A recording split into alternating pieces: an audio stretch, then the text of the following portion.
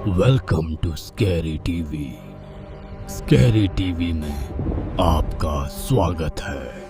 तब मेरे छोटे चाचा मुझे अपने साथ पहाड़ पर जंगली खरगोश पकड़ने ले गए थे। हम दोनों खरगोश के पैरों के निशान देखते हुए जंगल में आगे बढ़ रहे थे, लेकिन अचानक चारों तरफ बहुत घना कोहरा छा गया। मैं और मेरे चाचा दोनों का चेहरा एकदम सफेद पड़ गया, क्योंकि हमें लगा कुछ ठीक नहीं है। मैं अभी चाचा से पूछने ही वाला था कि क्या हुआ है, तभी चाचा ने तुरंत मेरा मुंह कसकर पकड़ लिया। फिर बिना कुछ बोले मुझे कंधे पर उठाया और पूरी ताकत से जंगल के बाहर की तरफ दौड़ने लगे। उसी समय धुंध के बीच मुझे धुंधला सा एक काला साया दिखाई दिया जो हमारे पीछे दौड़ता हुआ आ रहा था। मैं घबराकर बोला, चाचा आप ऐसे क्यों भाग रहे हो? चाचा हांफते हुए बोले, वहाँ बूढ़ा मोह है। बूढ़ा मोह? मैंने पूछा, ये बूढ़ा मोह क्या होता है? चाचा बोले, वही जिसके बारे में तेरी दादी हमेशा बताती है, जो शरारती और न मानने वाले बच्चों को पकड़कर खा जाता है। अभी जो तूने देखा वही बूढ़ा मोह था। मैं बोला, ऐसा कैसे हो सकता है? मुझे तो वह इंसान जैसा लग रहा था। चाचा तुरंत बोले, चुप, बिल्कुल आवाज मत करना। चाचा के चेहरे पर डर साफ दिख रहा था और वह और भी तेजी से दौड़ने लगे। थोड़ी ही देर में हम लोग अपने आंगन तक पहुंच गए। चाचा ने तुरंत दरवाजा बंद कर दिया। मैं जब घर के अंदर गया तो देखा कि चाचा जोर जोर से सांस ले रहे थे और उनके चेहरे पर डर साफ लिखा हुआ था। तभी दादी ने पूछा, अरे बेटा तुम्हें क्या हो गया? तुम ऐसे पसीने से क्यों भीग गए? क्या हुआ? चाचा बोले, हम उस बूढ़े मोह से टकरा गए। ये सुनते ही घर में सब लोग चौंक गए। दादी बोली, क्या सच में तुमने बूढ़े मोह को देख लिया? क्या तुम लोग उस पुराने जंगल में चले गए थे? चाचा बोले, हाँ, गलती से हम वहीं पहुंच गए थे। दादा गुस्से में बोले, तुम दोनों की तो जान ही नहीं है क्या? वह जंगल 20 साल से कोई भी आदमी अकेले जाने की हिम्मत नहीं करता और तुम दोनों सीधे वहीं पहुंच गए। वह जंगल तो हमारे गांव का मनहूस इलाका माना जाता है। जो भी गलती से अंदर चला गया वह कभी वापस नहीं लौटा। एक बार एक आदमी गलती से वहां चला गया था। पूरे गांव ने आधे घंटे तक उसकी दिल दहला देने वाली चीखें सुनी थी, लेकिन डर के मारे कोई भी उसे बचाने अंदर नहीं गया। इस बार मैं और मेरे चाचा भी वही बड़ी गलती कर बैठे थे। चाचा बोले, बाबा उस समय हम बस खरगोश पकड़ने के चक्कर में थे, हमें पता ही नहीं चला और हम भागते भागते उसी पुराने जंगल में पहुंच गए। दादा ने पूछा, लेकिन तुम्हें कैसे पता चला कि वह बूढ़ा मोह ही था? चाचा बोले, मैंने साफ देखा कि वह लंबी लंबी भुजाएं फैलाकर लोहे की जंजीर जैसी बाहों से हमें इशारा कर रहा था। उसकी बाहें लगभग 2 मीटर लंबी थी। अगर वह बूढ़ा मोह नहीं था तो और कौन हो सकता था? दादा मेरी तरफ देखकर बोले, बेटा तुमने ठीक से देखा था ना? अगर वह सच में जंगल से बाहर आ गया है तो यह पूरे गांव के लिए खतरे की बात है। त्योहार भी आने वाला है, इसलिए गलती की कोई गुंजाइश नहीं है। मैंने डरते हुए कहा, मैंने साफ देखा था, वह बूढ़ा मोह ही था, मैं बिल्कुल गलत नहीं हो सकता। दादा कुछ देर चुप रहे, फिर बोले, अगर ऐसा है तो मुझे तुरंत गाँव के मुखिया के पास जाना पड़ेगा। मैं बाहर जा रहा हूँ, तुम लोग दरवाजा अच्छी तरह बंद करके रखना, चाहे कोई भी दरवाजा खटखटाए, तुम लोग दरवाजा मत खोलना। यह कहकर दादा ने कुछ आसमान में छोड़ने वाले पटाखे अपने हाथ में पकड़े और जल्दी जल्दी घर से बाहर निकल गए। दादा के जाते ही घर का माहौल और भी ज्यादा डरावना हो गया। मैं भी डर के मारे पसीने से भीग गया, क्योंकि गांव में बूढ़े मोह के बारे में बहुत भयानक कहानियां सुनी थी। लोग कहते थे वह 2 मीटर से भी लंबा होता है, उसका एक कदम ही 10 मीटर से ज्यादा लंबा पड़ता है और वह खासकर रात में निकलकर छोटे बच्चों को पकड़कर खा जाता है। वह इंसान को बाहर से नहीं बल्कि अंदर से खाता है। पहले पेट चीरकर अंदर के अंग निकालकर खा जाता है और मरने के बाद भी इंसान की खाल 2 दिन तक बिल्कुल सही सलामत रहती है। फिर वह उस खाली खाल के अंदर घास भर देता है और उसे खड़ा करके तुम्हारे घर के दरवाजे पर रख देता है। खुद पास में छुपकर बैठा रहता है। जैसे ही घर का कोई आदमी दरवाजा खोलकर बाहर आता है वह उसे पकड़कर खा जाता है और ऐसे ही वह पूरे घर के लोगों को एक एक करके खा जाता है। जब तक पूरा परिवार खत्म नहीं हो जाता वह आगे नहीं बढ़ता। मैं डरते हुए दादी से पूछ बैठा, दादी क्या सच में इस दुनिया में ऐसा बूढ़ा मोह होता है? क्या आपने उसे देखा है? दादी बोली, हाँ सच में होता है। उस पुराने जंगल में 20 साल पहले एक बूढ़ा मोह रहता था। अगर किसी घर में नया बच्चा पैदा होता तो वह रात में जंगल से निकलकर गांव में आ जाता और उस बच्चे को उठा ले जाता। एक बार गांव में एक पति पत्नी के घर जुड़वां बच्चे पैदा हुए थे, लेकिन वह बूढ़ा मोह दोनों बच्चों को खा गया और उनका नामो निशान भी नहीं छोड़ा। उस समय गांव के कुछ ताकतवर जवान उसे मारने के लिए जंगल में गए थे, लेकिन उल्टा वही सब उसके शिकार बन गए। वह सब के सब मारे गए और उनकी खाल तक नहीं मिली। तब से 20 साल से किसी ने उसे नहीं देखा। पता नहीं अब फिर से आ गया है या नहीं। मैं बोला, मुझे तो पूरा यकीन है कि आज हमने जंगल में जो देखा वह वही बूढ़ा मोह था। उसकी लंबाई 2 मीटर से भी ज्यादा थी। हम अभी यही बातें कर ही रहे थे कि अचानक गांव के मुखिया के घर की दिशा से जोरदार पटाखे जैसी आवाज आई। मैं घबरा गया और बोला, कहीं मेरे पिता के साथ कुछ हो तो नहीं गया? दादी बोली, अभी बाहर मत निकलो, जरूरी नहीं कि वह पटाखा तुम्हारे पिता ने ही छोड़ा हो। पूरे गांव में कई लोगों के पास ऐसे पटाखे होते हैं। अभी तो त्योहार भी नहीं आया है, लेकिन फिर भी कोई भी चला सकता है और अगर सच में तुम्हारे पिता मुसीबत में भी हो तो भी तुम ऐसे बाहर निकलोगे तो बूढ़े मोह के हाथों मर जाओगे। फिर दादी ने पूछा, तुम लोग जंगल से बाहर कैसे निकले थे? चाचा बोले, हम दोनों दौड़कर बाहर आए थे। शायद बूढ़े मोह ने हमें ठीक से नहीं देखा होगा, नहीं तो वह हमारे पीछे जरूर आता। दादी बोली, अच्छा हुआ, अगर उसने तुम्हें नहीं देखा तो वह गांव तक पीछा करते हुए नहीं आएगा। तभी चाचा बोले, लेकिन जब मैं बच्चे को कंधे पर उठाकर भाग रहा था तब वह हमारे पीछे ही था। वह हमें हाथ हिलाकर बुला भी रहा था। दादी ने चौंक कर पूछा, क्या सच में तुमने उसे हाथ हिलाते देखा और क्या वह जंगल से बाहर भी आ गया था? मैंने कहा, हाँ मैंने साफ देखा था। वह हमारे पीछे ज्यादा दूर नहीं था और वह जैसे मुझे कुछ पुकार भी रहा था। दादी घबरा गई और बोली, क्या उसने सच में तुम्हें आवाज लगाई? अब तो बड़ी मुसीबत हो गई। लगता है वह बूढ़ा मोह अब साधारण जानवर नहीं रहा बल्कि चालाक हो गया है। फिर दादी ने जल्दी से पूछा, जब उसने तुम्हें पुकारा तो क्या तुमने जवाब दिया था? मैंने कहा, नहीं, चाचा ने मुझे आवाज निकालने से मना किया था और वैसे भी उसकी आवाज बहुत अजीब और खुरदुरी थी, जैसे किसी की सांस अटक रही हो। मैंने उसकी आवाज का कोई जवाब नहीं दिया। दादी बोली, अच्छा हुआ तूने जवाब नहीं दिया। अगर तू जवाब दे देता तो वह तेरी आवाज याद कर लेता, फिर वह तुझे ढूंढने जरूर आता। लेकिन अगर तूने जवाब नहीं दिया तो शायद वह तुझे पहचान नहीं पाएगा और तुझे ढूंढने भी नहीं आएगा। दादी की बात अभी पूरी भी नहीं हुई थी कि तभी हमारे आंगन की दीवार के बाहर से बहुत भारी कदमों की आवाज आने लगी। वह आवाज ऐसी थी जैसे कोई बहुत भारी चीज चल रही हो। साफ लग रहा था कि वह इंसान के कदमों की आवाज नहीं थी। उसी पल घर का माहौल और ज्यादा डरावना हो गया। दादी ने जल्दी से कहा, बेटा तू गांव के मुखिया मुखिया को फोन करके पूछ कि तेरे पिता वहाँ पहुंचे या नहीं। यह सुनकर मेरे चाचा ने तुरंत गांव के मुखिया को फोन लगाया, लेकिन फोन काफी देर तक बजता रहा और किसी ने भी नहीं उठाया। चाचा बोले, यह तो बड़ी अजीब बात है, इस समय तो मुखिया को फोन जरूर उठाना चाहिए और अगर वह घर पर नहीं है तो उसकी पत्नी को तो फोन उठाना ही चाहिए था। हम लोग यही सोच ही रहे थे कि अचानक हमारे बड़े दरवाजे पर जोर जोर से धड़ धड़ की आवाज आने लगी। दादी ने मुझे कसकर पकड़ लिया और उनका शरीर डर के मारे कांपने लगा। चाचा ने तुरंत एक बड़ा सा चाकू उठा लिया और दरवाजे के पीछे खड़े हो गए। हम तीनों ने डर के मारे एक भी आवाज नहीं निकाली। तभी फिर से दरवाजे पर खटखटाने की आवाज आई। बाहर से आवाज आई, कौन है अंदर? दरवाजा खोलो। मैं हूँ, मैं तुम्हारा पिता हूँ। ये सुनते ही मैं खुशी से उछल पड़ा और बोला, अरे दादा वापस आ गए। दादा ठीक है। मैं तुरंत दरवाजा खोलने के लिए भागा, लेकिन तभी दादी ने मुझे कसकर पकड़ लिया और बोली, बेटा बाहर मत जा, वह तुम्हारे दादा नहीं है। मैं बोला, ऐसा कैसे हो सकता है, वह तो बिल्कुल दादा की ही आवाज है। चाचा भी बोले, हाँ माँ, ये सच में पिताजी की ही आवाज लग रही है, मैं गलत नहीं हो सकता। बाहर से फिर आवाज आई, जल्दी दरवाजा खोलो, वह बूढ़ा मोह जंगल से बाहर आ गया है, जल्दी दरवाजा खोलो, मुझे अंदर आने दो। दादा की आवाज सुनकर चाचा खुद को रोक नहीं पाए और तुरंत कमरे का दरवाजा खोलकर आंगन की तरफ भागे, क्योंकि वह मुख्य दरवाजा खोलना चाहते थे। दादी घबरा गई और दौड़कर उन्हें पकड़ लिया और जोर से बोली, पागल हो गए हो क्या, बाहर मत जाओ, वह तुम्हारे पिता नहीं है। तुम्हारे पिता बहुत गुस्सैल आदमी है और वह जब भी दरवाजा खटखटाते हैं तो सिर्फ 3 बार नहीं खटखटाते। चाचा को यह सुनकर अचानक लगा कि बात सच हो सकती है। हम तीनों तुरंत वापस घर के अंदर आ गए और मुख्य दरवाजा कसकर बंद कर दिया। फिर चाचा ने एक सीढ़ी लगाई और छत पर चढ़ गए ताकि ऊपर से झांक कर देख सकें कि दरवाजे के बाहर आखिर कौन है। लेकिन जैसे ही चाचा ने दरवाजे के बाहर देखा, उनका चेहरा एकदम सफेद पड़ गया। वह समझ गए कि वह बूढ़ा मोह दादा की आवाज की नकल करके हमें दरवाजा खोलने के लिए बहला रहा था। दादी को भी शक हो गया कि बाहर खड़ा आदमी असली दादा नहीं है, इसलिए उन्होंने मुझे और चाचा को तुरंत अंदर छुपने को कहा। चाचा फिर से सीढ़ी पर चढ़कर देखने लगे कि बाहर कौन है, लेकिन जैसे ही उन्होंने फिर से दरवाजे की तरफ देखा, वह डर के मारे कांप गए और सीढ़ी से नीचे गिर पड़े। चाचा हकलाते हुए बोले, वहाँ बूढ़ा मोह खड़ा है। दादी ने घबराकर पूछा, क्या तुमने ठीक से देखा, बाहर सच में तुम्हारे पिता नहीं है? चाचा बोले, मैं गलत नहीं हो सकता, अभी मैंने दरवाजे के पास जो सिर देखा वह हमारे दरवाजे से भी ऊंचा था और मेरे पिता इतने लंबे नहीं है, इसलिए वह पिता नहीं हो सकते। चाचा की बात खत्म होते ही बाहर दरवाजे पर और जोर से धमाके होने लगे, जैसे 2-3 बार और लगे तो दरवाजा टूट जाएगा। हम तीनों डर के मारे कांपने लगे और किसी की भी हिम्मत नहीं हुई कि आवाज निकाल सके। आखिर में दादी ने खुद को संभाला और बाहर जोर से बोली, अरे बूढ़े ठहर जाओ, मैं अभी आकर दरवाजा खोलती हूँ। फिर दादी ने धीरे से चाचा से कहा, बेटा चाहे कुछ भी हो जाए तुम आवाज मत करना, जब तक तुम बाहर नहीं जाओगे बूढ़ा मोह तुम्हें ढूंढ नहीं पाएगा। बाहर से फिर आवाज आई, जल्दी दरवाजा खोलो, अगर मैं यहाँ खड़ा रहा तो वह बूढ़ा मोह मुझे ढूंढते ढूंढते यहाँ आ जाएगा और फिर हम सबकी जान चली जाएगी। दादी ने धीमे से कहा, अब तो लगता है वह बूढ़ा मोह सच में हमें निशाना बना चुका है, अगर वह अंदर घुस आया तो मैं उससे लड़ूंगी और तुम बच्चे को लेकर सीढ़ी से चढ़कर पड़ोसी लल्लन के घर भाग जाना। चाचा बोले, नहीं, अगर वह अंदर आ गया तो आप उसे रोक नहीं पाएंगे। तभी चाचा को एक बात याद आई और बोले, वह बूढ़ा मोह शायद बारूद से डरता है, आप घर के पटाखे निकालिए, गाँव वाले पहले भी पटाखे जलाकर उसे भगा चुके हैं। दादी बोली, ठीक है। चाचा तुरंत कमरे में गए और कुछ पटाखे लेकर आए। फिर उन्होंने जल्दी से एक लंबी पटाखों की लड़ी निकाली, उसे जलाया और दरवाजे के बाहर की तरफ फेंक दिया। दरवाजे के पास जोर जोर से पटाखे फूटने लगे और लगातार पट पट पट की आवाज गूंजने लगी। कुछ सेकंड तक बाहर बिल्कुल सन्नाटा रहा। फिर अचानक बाहर से वही डरावनी आवाज आई, अरे अभी तो त्योहार भी नहीं आया, तुम लोग दिन में ही पटाखे क्यों फोड़ रहे हो? ये सुनकर हम सब दंग रह गए, क्योंकि वह भागा नहीं था। चाचा धीरे से बोले, लगता है बाहर सच में तुम्हारे पिता खड़े हैं। ये सुनकर दादी भी घबरा गई और दरवाजा खोलने के लिए आगे बढ़ने लगी, लेकिन इस बार चाचा ने ही दादी को रोक लिया और बोले, नहीं बाहर मत जाओ, जब मैं सीढ़ी पर था तब मैंने दरवाजे की दरार से जो उंगलियां देखी थी वह मेरे पिता की नहीं थी। दादी बोली, शायद तुमने ठीक से नहीं देखा होगा, क्योंकि आवाज और बोलने का तरीका बिल्कुल तुम्हारे पिता जैसा ही है। दादी और चाचा इसी बात पर बहस करने लगे। तभी मेरे दिमाग में एक तरकीब आई और मैंने कहा, जब दादा बाहर गए थे तो वह अपने साथ पटाखे भी ले गए थे, आप उनसे कहिए कि वह बाहर एक पटाखा जला दें। अगर वह सच में दादा है तो जला देंगे, लेकिन अगर वह बूढ़ा मोह है तो वह बारूद से डरकर पटाखा नहीं जलाएगा। दादी खुश होकर बोली, अरे वाह बेटा, तू तो बहुत तेज दिमाग वाला निकला। फिर दादी जोर से बोली, अरे सुनते हो, अगर सच में तुम ही हो तो बाहर 2 पटाखे जला दो, मैं तब तक अपना हुक्का भी खत्म कर लूंगी। बाहर से झुंझलाती हुई आवाज आई, मैं पटाखा कहां से जलाऊं? तभी दरवाजे के बाहर से बेसब्री भरी आवाज सुनाई दी, जैसे वह सच में बहुत घबराया हुआ हो। मैं दादा की तरफ देखने लगा और दादी और चाचा भी एक पल के लिए उलझन में पड़ गए। चाचा बोले, बेटा अगर सच में बाहर तुम्हारे पिता खड़े हैं तो वह बाहर भी खतरे में होंगे। दादी बोली, हाँ, अगर सच में वह बूढ़ा मोह है तो यह दरवाजा भी ज्यादा देर उसे रोक नहीं पाएगा। तभी बाहर से फिर चीख सुनाई दी, बचाओ बचाओ, बूढ़ा मोह गांव में घुस आया है, जल्दी दरवाजा खोलो, मुझे अंदर आने दो। चाचा ये सुनते ही दौड़कर दरवाजे की तरफ बढ़े और बोले, जल्दी करो, दरवाजा खोलो, अपने पिता को अंदर आने दो। उसी समय चाचा तेजी से दरवाजा खोलने दौड़े, लेकिन मेरे दिल में अजीब सा डर बैठ गया था। मुझे लगा कुछ तो गड़बड़ है, पर समझ नहीं आ रहा था क्या। अगले ही पल दरवाजा खुल गया और एक काला सा साया दरवाजे पर खड़ा दिखाई दिया। वह मेरे दादा ही थे, लेकिन उनके कंधे पर एक छोटा सा कुत्ता भी बैठा हुआ था। दादा जल्दी से अंदर आए और घबराकर दरवाजा बंद कर दिया। चाचा ने तुरंत पूछा, पिताजी गांव के मुखिया ने क्या कहा? दादा हाँफते हुए बोले, शायद गांव में कुछ गड़बड़ हो गई है, लगता है वह बूढ़ा मोह सच में गांव में घुस आया है। मैं मुखिया के घर तक गया था, लेकिन अंदर नहीं गया, बस दरवाजे पर खड़े होकर 2 बार आवाज लगाई, लेकिन अंदर से कोई जवाब नहीं आया। तभी अचानक मेरे पीछे से एक कुत्ता दौड़कर आया और बार बार मुझ पर कूदने लगा। मैं देख रहा था कि वह कुत्ता बहुत डरा हुआ था। तभी मुझे शक हुआ कि कुछ तो गलत है, इसलिए मैं उस कुत्ते को लेकर तुरंत वापस घर भाग आया। दादा ने फिर पूछा, अभी थोड़ी देर पहले जो पटाखे फूटे थे क्या वह तुम लोगों ने छोड़े थे? चाचा बोले, हाँ मैंने ही पटाखे जलाए थे, क्या उसमें कोई दिक्कत है? दादा बोले, जब तुमने पटाखे छोड़े तब मैं अभी घर के दरवाजे तक पहुंचा ही था, मैंने देखा कि दरवाजे के सामने कोई काला साया खड़ा था और जैसे ही पटाखों की लड़ी दरवाजे के पास गिरी वह साया डरकर भाग गया। मैंने जल्दी से पूछा, दादा आपने उस साये को ठीक से देखा था, वह कैसा दिख रहा था? दादा बोले, नहीं, कोहरा बहुत घना था इसलिए साफ नहीं देख पाया। मैंने फिर पूछा, दादा आप दरवाजे के पास कब से खड़े थे? चाचा ने मेरी तरफ देखकर कहा, अरे बेटा तू डर के मारे पागल तो नहीं हो गया? लेकिन जैसे ही मेरी बात खत्म हुई चाचा और दादी दोनों एकदम चुप रह गए, क्योंकि उन्हें भी अचानक कुछ याद आ गया था। चाचा बोले, हम लोगों ने पटाखे छोड़े, उससे पहले ही कोई दरवाजा खटखटा रहा था और उसकी आवाज बिल्कुल पिताजी जैसी थी। दादा चौंक गए और बोले, क्या वह आवाज सच में मेरी जैसी थी? चाचा बोले, हाँ पिताजी, हम तीनों ने साफ सुना था। दादा का चेहरा एकदम गंभीर हो गया और वह बोले, इसका मतलब तो बहुत बुरा है, अगर वह बूढ़ा मोह इंसानों की आवाज की नकल करने लगा है तो यह बहुत खतरनाक है, अगर किसी ने उसकी आवाज सुन ली तो उसका बचना मुश्किल है, लगता है वह सच सच में हम सबको मारना चाहता है। मुझे तो लगता है मामला इससे भी ज्यादा गंभीर हो सकता है। चाचा बोले तो अब क्या करें? दादा बोले क्या तुम पुलिस को फोन करके कहोगे कि हमारे गाँव में बूढ़ा मो आ गया है? क्या पुलिस इस बात पर विश्वास करेगी? चाचा बोले तो हम ये कह देंगे कि गाँव में किसी की हत्या हो गई है। मुझे लगता है गाँव के मुखिया के घर और बूढ़े रामू के घर जरूर कुछ हुआ है। अगर ऐसा कहेंगे तो पुलिस को आना ही पड़ेगा और यह झूठ भी नहीं होगा क्योंकि शायद सच में कुछ हुआ। तभी अचानक दादा का फोन बज उठा। दादा ने फोन उठाया और हम सब उनके पास खड़े होकर सुनने लगे। फोन के दूसरी तरफ से आवाज आई, अरे रामू के बापू, मैंने सुना कि आज तुम मुझे ढूंढने आए थे। क्या बात थी? दादा बोले गाँव के उस पुराने जंगल से बूढ़ा मो बाहर आ गया है। हमारे घर के बच्चे ने उसे देखा है और लगता है बूढ़े रामू के घर वाले भी उससे टकरा गए हैं। उधर से हंसने की आवाज आई और वह बोला, तुम भी कैसी बातें करते हो? मैं अभी अभी बूढ़े रामू के घर से होकर आया हूँ। वहाँ सब लोग आराम से खाना बना रहे हैं। दादा बोले लेकिन अभी थोड़ी देर पहले तो कोई मेरे घर आकर दरवाजा खटखटा रहा था। सामने से जवाब आया, अरे वह तो भूवैज्ञानिक सर्वे करने वाली टीम है। सुना है पुराने जंगल के पास सोने की खान होने की संभावना है, इसलिए ऊपर से खोजबीन करने वाली टीम भेजी गई है। सरकार ने कहा है कि हमारा गांव उनकी मदद करे। शायद वही लोग अपने उपकरण लेकर तुम्हारे घर तक आए होंगे। तुम लोगों ने दरवाजा भी नहीं खोला और ऊपर से उन पर पटाखे भी फोड़ दिए। दादा ने सिर पकड़ लिया और बोले, अरे यह तो बड़ी गलती हो गई। हमें पहले से किसी ने बताया ही नहीं था, इसलिए हम डर गए। लगता है बिना वजह ही हमने उन्हें डरा दिया। ऐसा करो, तुम उनसे कहना कि मैं बाद में उन्हें बुलाकर माफी मांगूंगा और शराब पिलाकर उनका स्वागत करूंगा। दादा ने फोन रख दिया और बोले, अब समझ आया कि बाहर जो आवाज आ रही थी वह इंसान की ही थी। शायद उनके कंधे पर भारी मशीनें थी, इसलिए आवाज अजीब लग रही थी और उनके हाथ भी काले थे क्योंकि वह मशीनें उठा रहे होंगे। इसलिए हमें लगा कि वह बूढ़ा मो है। लेकिन तभी मैंने कहा, दादा मुझे अभी भी कुछ ठीक नहीं लग रहा। जो आदमी दरवाजा खटखटा रहा था वह तो कह रहा था कि बूढ़ा मो आ गया है, जल्दी दरवाजा खोलो। अगर वह सच में खोजबीन करने वाली टीम का आदमी होता तो वह ऐसा क्यों कहता? यह सुनकर दादा भी सोच में पड़ गए। मैंने फिर कहा, हो सकता है बूढ़ा मो गांव के मुखिया के घर में घुस गया हो और उसे मारकर उसका फोन इस्तेमाल करके लोगों को झूठ बोल रहा हो ताकि हम लोग डरे नहीं और बाहर निकल आए, क्योंकि दरवाजे पर खड़े आदमी ने साफ कहा था कि बूढ़ा मो आ गया है, जल्दी दरवाजा खोलो। अगर वह सच में सर्वे टीम का आदमी होता तो ऐसा क्यों कहता? दादा ने गहरी सांस ली और बोले, बेटा तेरी बात में दम है। कहीं ऐसा तो नहीं कि मुखिया खुद उस बूढ़े मो के झांसे में आ गया हो? चाचा बोले तो फिर हमें पुलिस को फोन करना ही चाहिए, चाहे जो हो। ये पूरे गांव की जान का सवाल है। दादा बोले ठीक है, फोन लगाओ। चाचा ने तुरंत फोन निकाला और पुलिस का नंबर मिलाया, लेकिन फोन लग ही नहीं रहा था। बहुत कोशिश करने के बाद भी कॉल नहीं जा रही थी। चाचा बोले, अरे ये क्या अचानक नेटवर्क ही गायब हो गया? लगता है गांव का सिग्नल टावर ही बंद हो गया है। दादा बोले, अब तो मामला और भी खतरनाक लग रहा है। अगर सच में बूढ़ा मो गांव में आ गया है तो उसने शायद सिग्नल टावर भी तोड़ दिया होगा ताकि कोई बाहर मदद के लिए फोन न कर सके। अब बाहर दुनिया से संपर्क करने का एकमात्र रास्ता ही बंद हो गया है। दादा ने कहा, बेटा थोड़ी देर बाद फिर से फोन मिलाकर देखना, तब तक मैं जाकर गांव के मुखिया और बाकी लोगों को ढूंढ कर आता हूँ, शायद वहाँ से कुछ पता चले। दादा बोले, मैं जाकर मुखिया से कहता हूँ कि वह पूरे गांव में ऐलान करवा दे ताकि सब लोग बूढ़े मो से सावधान रहें। दादी घबरा कर बोली, अरे बूढ़े, अब तो अंधेरा होने वाला है, इस समय बाहर जाना बहुत खतरनाक है, क्यों ना सुबह होने तक इंतजार कर लो। दादा बोले, अरे औरत, तू भूल गई क्या? बूढ़ा मो सबसे ज्यादा कब इंसानों को खाता है? अंधेरा होने से ठीक पहले। अगर हमने अभी कोई उपाय नहीं किया तो मुझे डर है कि हमारा पूरा गांव आज की रात भी नहीं बच पाएगा। मैं उसे हमारे गांव को तबाह नहीं करने दूंगा। फिर दादा धीरे से बोले, सब मेरी ही गलती है, उस समय मैं दिल का नरम पड़ गया था। दादी बोली, नहीं, उस समय तुमने कुछ गलत नहीं किया था। फिर दादा बोले, तुम लोहे के फाटक का ध्यान रखना और बच्चे का भी ख्याल रखना। मैं वापस आऊंगा तो दरवाजा खटखटाने का इशारा। 3 जोर की दस्तक और 2 हल्की दस्तक होगी, तभी दरवाजा खोलना। ये कहकर दादा अकेले ही घर से बाहर निकल गए। हम लोग फिर से घर के अंदर छिपकर बैठ गए। उसी समय चाचा फिर से फोन मिलाकर मदद मांगने की कोशिश कर रहे थे कि तभी अचानक पड़ोस वाली राम प्यारी चाची के घर से एक जोर की चीख सुनाई दी। दादी तुरंत बोली, बेटा जल्दी सीढ़ी लगाकर ऊपर चढ़ और देख कि पड़ोस में क्या हो रहा है। चाचा ने तुरंत सीढ़ी लगाई और तेजी से ऊपर चढ़ गए, लेकिन अगले ही पल चाचा का चेहरा पत्थर की तरह सख्त हो गया। उन्होंने देखा कि बूढ़ा मो पड़ोस के घर में लोगों को खा रहा था। उसके दांतों से चबाने की घिनौनी आवाज आ रही थी जो सुनकर ही रूह कांप जाए। मैं नीचे खड़ा था और देख रहा था कि चाचा का शरीर डर के मारे बुरी तरह कांप रहा था। आखिर चाचा डर के मारे घबराकर सीढ़ी से नीचे उतर आए और हांफते हुए बोले, माँ, वह बूढ़ा मो सच में इंसान खा रहा है। राम प्यारी चाची का पूरा परिवार जैसे किसी जादू के वश में हो गया हो। सब एक लाइन में खड़े होकर खुद ही अपना पेट चीरने दे रहे हैं और वह उनकी आंतें निकाल कर खा रहा है और कोई भी आवाज नहीं कर रहा। दादी बोली, बूढ़ा मो जब इंसान खाता है तो ऐसा ही होता है जिसे वह खाता है। वह किसी सपने में फंसे आदमी जैसा हो जाता है, उसे पता ही नहीं चलता कि उसके साथ क्या हो रहा है। इसलिए अक्सर ऐसा होता है कि एक ही रात में कई घर खत्म हो जाते हैं और किसी को खबर तक नहीं लगती। चाचा बोले, लेकिन राम प्यारी चाची ने चीख क्यों मारी? दादी बोली, शायद वह अचानक बूढ़े मो से टकरा गई होगी और उसने अभी अपना जादू भी नहीं चलाया होगा, इसलिए उसने पहचान लिया और तभी चीख पड़ी होगी, इसलिए बूढ़े मो ने तुरंत उसे मार दिया होगा। चाचा घबराकर बोले, अब हम क्या करें? तभी अचानक गांव के लाउडस्पीकर से आवाज आने लगी, गांव वालों ध्यान से सुनो, मुझे तुम सबको 3 बहुत जरूरी बातें बतानी है। पहली बात यह कि गांव की फोन लाइन ठीक की जा रही है, इसलिए 2 दिन तक किसी के घर से फोन नहीं लगेगा। दूसरी बात यह कि हरिराम के घर वालों ने कहा है कि आज उन्होंने बूढ़े मो को पुराने जंगल से निकलते देखा है, इसलिए सब लोग अपने अपने घरों में सावधान रहें। दादी यह सुनकर गुस्से में बोली, यह मुखिया भी कितना मूर्ख है, ऐसे समय में तो उसे सबको एक जगह इकट्ठा करना चाहिए था। वह उल्टा लोगों से कह रहा है कि सब अपने घरों में अलग अलग सावधान रहें। क्या वह अभी भी तुम्हारे दादा की बात पर भरोसा नहीं कर रहा? लाउडस्पीकर पर तीसरी आवाज आई। तीसरी बात यह है कि पहाड़ी के पीछे जिनके खेत हैं, जैसे हरिराम, भोला, कैलाश, सुरेश और रामू, तुम 5 घरों के मुखिया अभी मेरे घर आ जाओ, क्योंकि सरकार तुम्हारी जमीन लेने वाली है, इसलिए तुम सबको यहाँ आकर कागज पर बात करनी है। दादी यह सुनकर और भी घबरा गई। चाचा ने पूछा, माँ क्या हुआ? दादी बोली, ये 5 वही घर हैं जिन्होंने 20 साल पहले मिलकर बूढ़े मो को पकड़कर खाई में फेंक कर जला दिया था। मुझे याद है उस समय कुल 8 घर थे, उनमें तुम्हारे दादा, गांव का मुखिया और राम प्यारी चाची का घर भी शामिल था। दादी की बात सुनकर मेरे मन में अचानक डर बैठ गया और मैंने कहा, क्या ऐसा हो सकता है कि गांव के मुखिया को भी बूढ़े मो ने धोखा दे दिया हो? सोचो, अगर दरवाजा खटखटाने वाला आदमी सच में सर्वे करने वाली टीम का होता तो वह बूढ़े मो का नाम क्यों लेता? और अगर वह बूढ़ा मो था तो मुखिया क्यों कह रहा है कि वह सर्वे टीम है? इसका मतलब सिर्फ 2 ही हो सकते हैं, या तो मुखिया झूठ बोल रहा है या फिर बूढ़े मो ने उसे मार दिया है और उसकी जगह वही बोल रहा है। चाचा बोले, क्या मतलब? अभी जो फोन आया था और जो लाउडस्पीकर पर बोल रहा था वह सब बूढ़ा मो था? मैंने कहा, हाँ ऐसा हो सकता है। सोचो, जब दादा घर लौटे थे तो उन्होंने कहा था कि वह कुत्ता बहुत डरा हुआ था, हो सकता है उसी समय मुखिया के घर पर हमला हुआ हो और अभी तो राम प्यारी चाची का घर भी खत्म खत्म हो गया है। अगर दादा अभी वहाँ गए हैं तो वह खुद ही मौत के मुंह में चले गए होंगे। दादी बोली, हाँ तब तो वह 8 घर पूरे हो जाएंगे। अभी तक बूढ़ा मोह 3 घर खत्म कर चुका है, इसलिए उसने लाउडस्पीकर पर सिर्फ 5 घरों को बुलाया। चाचा बोले, नहीं मुझे अभी जाकर पिताजी को बचाना होगा। दादी बोली, अब तक तो देर हो चुकी होगी, तुम घर में रहो और बच्चे को संभालो, मैं पीछे वाली गली में जाकर बाबा हरिनाथ को बुलाती हूँ। चाचा बोले, नहीं माँ आप मत जाओ, जब तक आप वहाँ पहुंचोगी तब तक सुबह हो जाएगी। दादी बोली, तो फिर तुम क्या करना चाहते हो? चाचा बोले, मैं जाऊंगा लेकिन सावधानी से जाऊंगा। हम अभी चाचा को विदा करने ही वाले थे कि अचानक आंगन के दरवाजे पर किसी ने दस्तक दी। हम तीनों की सांस रुक गई और किसी की हिम्मत नहीं हुई कि आवाज करे। बाहर से गुस्से में आवाज आई, धत तेरे की उस मुखिया को। अगर मेरी बात पर भरोसा नहीं था तो ठीक था, लेकिन वह अभी भी लोगों को बुलाकर सोने की खान की बात कर रहा है। जान बची नहीं और उसे सोने की पड़ी है। सच में बेवकूफ आदमी है। हम लोग दरवाजा इसलिए नहीं खोल रहे थे क्योंकि दादा ने जाते समय कहा था कि वह लौटकर 3 जोर और 2 हल्की दस्तक देंगे तभी दरवाजा खोलना। लेकिन अभी जो दस्तक हुई थी उसमें सिर्फ 3 जोर की ही आवाज आई। दादा वहां से जल्दी जल्दी मुखिया के घर चले गए, लेकिन जैसे ही उन्होंने मुखिया के घर का दरवाजा खोला उसी पल उनका सामना सीधे बूढ़े मोह से हो गया। फिर वही बूढ़ा मोह हमारे घर के दरवाजे पर आ गया और दादा की आवाज की नकल करके हमें दरवाजा खोलने के लिए बहलाने लगा। उस समय 3 जोर और 2 हल्की दस्तक वाला इशारा भी नहीं मिला, इसलिए हम तीनों में से किसी की हिम्मत नहीं हुई कि दरवाजा खोले। बाहर से आवाज आई, अरे मैं बूढ़ा हो गया हूँ, शायद इशारा ही भूल गया हूँ, तुम लोग जल्दी दरवाजा खोलो। ये सुनकर मैं खुशी से उछल पड़ा और दरवाजा खोलने के लिए दौड़ा, लेकिन दादी ने मुझे पकड़ लिया और रोकते हुए बोली, अरे बूढ़े जरा ठहरो, बड़े और छोटे दोनों बेटे बाहर आंगन में सुअर की टांग काट रहे हैं और मैं आटे का घोल बना रही हूँ, हाथ धोकर अभी दरवाजा खोलती हूँ। बाहर से आवाज आई, अच्छा ठीक है जल्दी करना, अंधेरा हो रहा है। दादा की यह बात सुनते ही हम तीनों एकदम डर गए, क्योंकि बड़े और छोटे दोनों चाचा कई साल पहले शहर काम करने गए थे और बहुत समय से घर नहीं आए थे। अगर सच में बाहर दादा होते तो उन्हें यह बात जरूर पता होती। दादी ने हमें आंखों से इशारा किया और हम दोनों चुपचाप वापस घर के अंदर आ गए। चाचा ने धीरे से पूछा, क्या बाहर सच में पिताजी नहीं है? दादी बोली, तुमने ध्यान नहीं दिया, दरवाजे पर जो आदमी खड़ा है उसे सही खटखटाने का इशारा भी याद नहीं है, वह तुम्हारे पिता नहीं हो सकते, इसका मतलब बाहर वही बूढ़ा मोह खड़ा है। चाचा घबरा कर बोले, अब हम क्या करें? दादी बोली, तुम बच्चे के साथ यहीं रहो और सीढ़ी लगाकर पीछे की दीवार से कूदकर जल्दी से बाबा हरिनाथ को बुला कर लाओ, नहीं तो आज रात हम में से कोई नहीं बचेगा। चाचा बोले, ठीक है मैं अभी जाता हूँ, तुम्हारे जाने के बाद मैं बाहर जाकर उसका ध्यान भटकाऊंगी ताकि थोड़ा समय मिल जाए। चाचा ने सिर हिलाया और धीरे से सीढ़ी लगाकर पीछे के आंगन से निकल गए और बाबा हरिनाथ को बुलाने चले गए। दादी फिर से आंगन में आई और दरवाजे पर खड़े बूढ़े मोह से बात करने लगी। बाहर से आवाज आई, अरे औरत तू क्या कर रही है, जल्दी दरवाजा खोल। दादी बोली, आ रही हूँ बूढ़े, इतना भी क्या जल्दी है, थोड़ा सब्र कर लो। फिर दादी जानबूझकर 2 कदम चली और अचानक गिर पड़ी ताकि समय और बीत जाए और चाचा को मदद लाने का मौका मिल जाए। दादी जोर से बोली, अरे रे अंधेरे में पैर फिसल गया, लगता है टांग मुड़ गई है, मैं उठ नहीं पा रही, बेटा जरा आकर मुझे सहारा दे। मैं तुरंत दौड़कर दादी के पास गया और बोला, दादी क्या हुआ, आपकी टांग कैसे टूट गई? दादी बोली, कुछ नहीं बस गिर गई हूँ। फिर हम दोनों धीरे धीरे वापस घर के अंदर आ गए और कुछ पल तक बिल्कुल चुपचाप बैठे रहे। तभी अचानक मुझे पानी और खाई जैसी गंध आने लगी और छत से चरमराने की आवाज सुनाई देने लगी। मैं डरकर बोला, दादी क्या बूढ़ा मोह छत पर चढ़ गया है? दादी बोली, मत डर बेटा, तेरी दादी तुझे कुछ नहीं होने देगी। मैंने डरते हुए पूछा, क्या हमारा हाल भी पड़ोस वाले घर जैसा होगा? दादी बोली, नहीं बेटा, तेरे चाचा अभी मदद लेकर लौटेंगे और हमें बचा लेंगे। तभी अचानक दरवाजे के बाहर से आवाज आई, मैं हरिनाथ बाबा को लेकर आ गया हूँ। मैं खुशी से उछल पड़ा और दौड़कर दरवाजा खोल दिया, लेकिन दरवाजा खुलते ही मैं पत्थर की तरह जड़ हो गया, क्योंकि सामने खड़ा था बूढ़ा मोह और उसके सामने जमीन पर बाबा हरिनाथ पड़े थे। बूढ़ा मोह उनके पेट से एक एक करके उनके अंदरूनी अंग निकाल रहा था और चबा चबा कर खा रहा था। चाचा उसके पीछे खड़े थे और डर के मारे एकदम सुन्न हो गए थे। बूढ़ा मोह ने थोड़ी ही देर में बाबा हरिनाथ को पूरा खा लिया और फिर धीरे धीरे मेरी और दादी की तरफ बढ़ने लगा। दादी ने आंखें बंद कर ली और मान लिया कि अब बचना मुश्किल है। लेकिन अजीब बात यह हुई कि बूढ़ा मोह ने हमें नहीं खाया, उसने हम तीनों को इकट्ठा किया और हमें हाँकते हुए जंगल की तरफ ले जाने लगा। चलते चलते वह हमें उसी पुराने जंगल में ले गया। वहाँ पहुंचकर उसने कोई जादू किया और मैं अचानक एक अजीब से सपने में चला गया। बाद में दादी ने बताया कि जब बूढ़ा मोह छोटा था तब उसकी माँ को गाँव वालों ने मार दिया था। उस समय दादी को उस छोटे बूढ़े मोह पर दया आ गई थी और उन्होंने उसे दूध पिलाकर जिंदा रखा था और फिर उसे जंगल में छोड़ दिया था। तभी मेरा सपना टूट गया और बूढ़ा मोह फिर से हमारे सामने खड़ा था। मैं गुस्से में चिल्लाया, अरे दुष्ट, मेरे दादा को वापस कर दे। बूढ़ा मोह बोला, तुम लोगों ने मेरी माँ को मारा था इसलिए मैंने तुम्हारे दादा को मार दिया। जिन लोगों ने मेरी माँ को मारा था मैंने उन सबको खत्म कर दिया, लेकिन तुम्हारी दादी ने उस समय मेरे छोटे बच्चे को बचा लिया था, यानी मुझे, इसलिए इस बार मैं तुम लोगों को छोड़ रहा हूँ। अब हमारा कोई हिसाब बाकी नहीं रहा। दादी बोली, उन लोगों ने तुम्हारी माँ को इसलिए मारा था क्योंकि तुम्हारी माँ ने पहले उनके बच्चों को मार दिया था। बूढ़ा मोह बोला, ये जंगल पहले हमारा इलाका था, तुम इंसान यहाँ आकर बस गए और हमारे कई साथियों को मार डाला। क्या वे लोग मरने के लायक नहीं थे? यह कहकर बूढ़ा मोह धीरे धीरे अंधेरे में गायब हो गया। तभी अचानक भयानक भूकंप आ गया। ऐसा लगा जैसे धरती फट रही हो। हमारा पूरा गांव पल भर में ढह गया। हर तरफ जमीन में गहरी दरारें पड़ गई, लेकिन हम जहाँ खड़े थे वहाँ सिर्फ जमीन जोर जोर से हिलती रही और इसी वजह से हम किसी तरह उस बड़ी तबाही से बच गए। यह वीडियो केवल मनोरंजन के लिए था, इसका वास्तविक जीवन से कोई नाता नहीं है, इसलिए इस कहानी को सीरियस न लेके कहीं और ले। आप सभी ने ये वीडियो यहाँ तक देखा उसके लिए बहुत बहुत शुक्रिया। सभी लोग अपना नाम कमेंट करो। अगली वीडियो में आप सभी का नाम यूज करके कहानी लिखूंगा। लव यू सभी को।